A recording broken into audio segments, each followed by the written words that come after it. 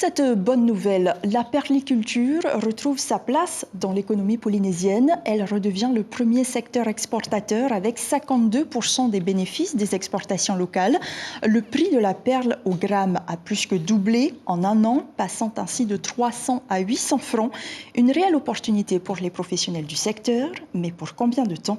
Élément de réponse avec Kaline Liénard et Patrick Singsi. Alfred s'est lancé dans la perliculture en 2004, à l'époque où le prix de la perle a commencé à chuter, passant de 2000 francs à 552 francs le gramme.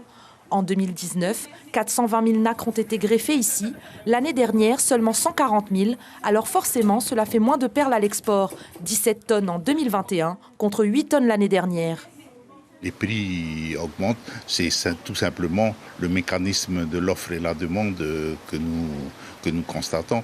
Donc, raréfaction des perles entraîne donc une augmentation des prix. Ça profite à tout le monde, mais je pense que pour nous, les perliculteurs, nous commençons à retrouver des prix corrects qui nous permettent de mieux fonctionner.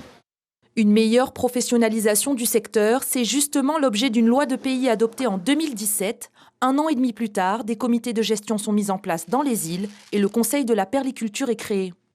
Qui est un outil qui nous permet d'échanger, de dialoguer avec les puissances publiques, l'administration. Nous, producteurs professionnels, on est avec eux. Ensuite, on part dans nos îles. Et les comités de gestion nous permettent de partager tout cela avec nos producteurs. 10 000 hectares de production de perles sont autorisés en Polynésie française et les perliculteurs doivent respecter les quotas inscrits dans la loi.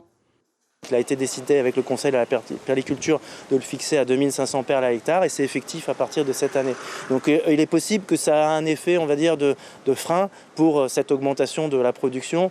Encore une fois, l'idée du quota de production, c'est d'abord de les inciter à vendre moins et vendre la qualité au détriment de la quantité. Le cours de la perle est sensible quand même.